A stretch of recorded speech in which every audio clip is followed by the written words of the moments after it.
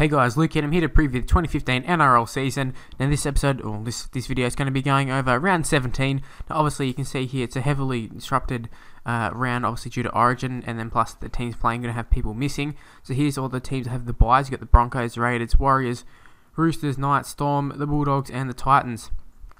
Now only 4 games this week, so should be a quickish episode.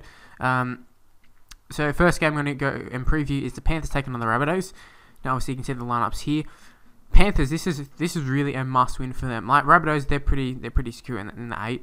But the Panthers, this is a must win for sure. Like I think they have to win something like 5. Like they have to win half their games, which is like 5 out of the last 10 or something. I think that might be it. So yeah, dropping games, they just can't afford to be doing that. I think it's probably a good time to take on the Rabbitohs. With obviously no Inglis, although that's really only it, I think. Obviously Adam Reynolds is back. You know, they played very well. They played really well last week. Manly weren't too bad. Just Rabbitohs just blew them off the park at times. It's just that little patch where they just had like a little purple patch for like 15 minutes or whatever it was, where they just put on back-to-back tries and it was game over from there. But Panthers obviously just not clicking for them this year for various reasons, just injuries, suspensions, and all that sort of stuff. But yeah, like I said, a must-win game, and I think because it's a must-win game and it's a home game, and you know they've got Soward and Wallace back. They've had a few more games together. Tini Zalesniak starting to find his groove at fullback, and Mansour and that back as well. Yeah, I think Panthers will win this one. How much? I'm not really sure. I'd probably say 1-12. I think it'll be a tight game. I don't think they'll smash Rabbitohs or anything. I mean, Rabbitohs can easily win this one. But yeah, I'm going to go with Panthers. Moving on to Dragons and Cowboys. Now, this should be an interesting one, just obviously because Cowboys are really disrupted. They had their streak broke last week. And when teams have streaks, sometimes they tend to sort of have a little bit of a period where they go on a bit of a streak of losing, or that they find it tough to sort of get back to it. They might win this week, but they might find it tough the next few weeks, just sort of rebounding from that loss. Dragons as well, a few losses. I don't know who this Lyman guy is, but yeah, he's in there. Nightingale moving the fullback, is that the best move? It's probably the best option they've got. Obviously Dugan a huge part of the side.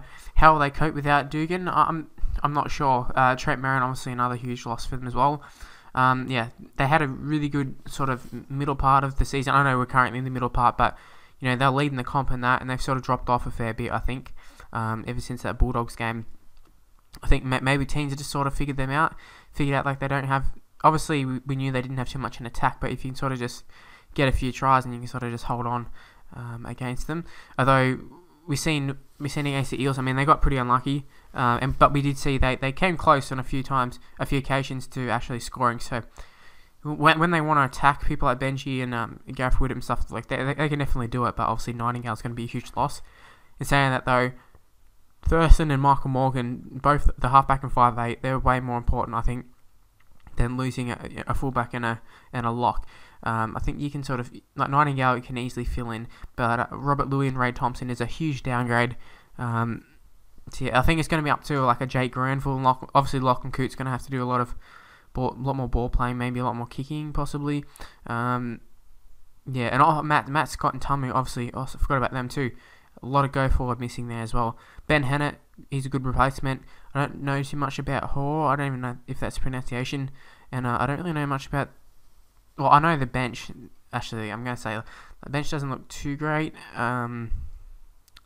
Yeah, I think just based off the sides, I'm just going to have to go Dragons. And we'll go 1-12 because they don't really score that many points, I don't think. Next game, Seagulls taking on the Sharks. The Seagulls were pretty good.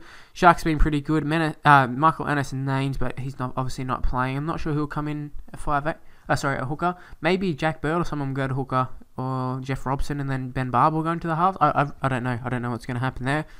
I suppose they got a few different options. I don't know if they've got an actual like hooker who can come in and play, but they might shift to someone like a Wade Graham or Heinington, or I don't know, Luke Lewis. Someone can just jump in there.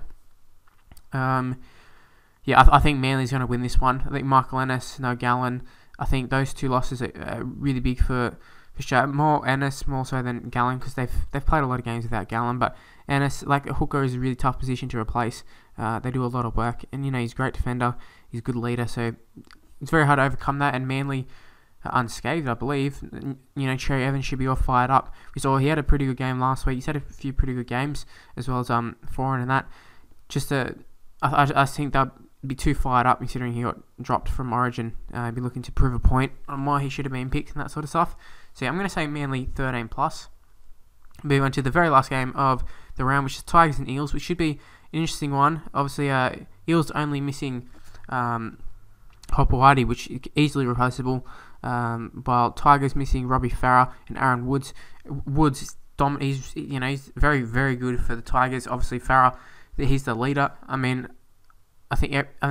Like they probably can replace them for one-off games and that. And if you're gonna verse anybody to miss these players, it's gonna be the Eels. In saying that though, I think Eels be too strong. I think Junior Paulo and that were quite good last week. Maybe Eels are going to find a little bit of form, I'm not sure. Corey Norman at the back, sort of directing play around a little bit. Saw him mic'd up, and I thought that was very good. If you hadn't seen that, go back and have a look at that. You can find it on YouTube. Where it's going to be one, I think it'll be 1.5, to be honest. You got the youngsters in Brooks and Moses up against, some sort of fringe players like Sando and Kelly. Kelly, he does the job. Sando, obviously, he's hot and cold, very hot and cold. At the height, he's unstoppable.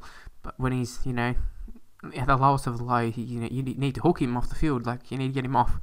But for that, I think Eels will be able to sort of just muster up enough to get past the Tigers.